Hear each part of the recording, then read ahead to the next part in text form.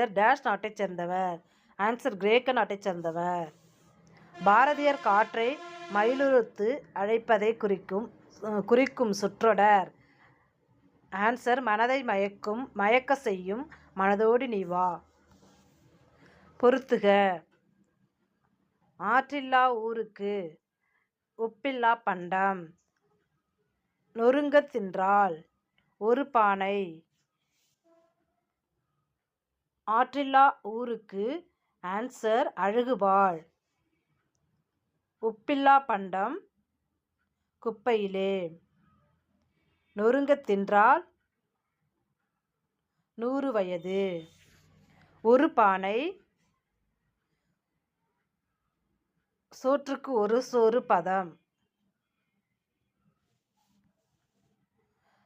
பின் வருவனவற்றுள் கூற்றுகளை ஆராய்க. இலக்கணம் முறையுடன் பிழையின்றி பேசுவதும் எழுதுவதும் வழா நிலை ஆகும். வழுவமைதி 6 வகைப்படும்.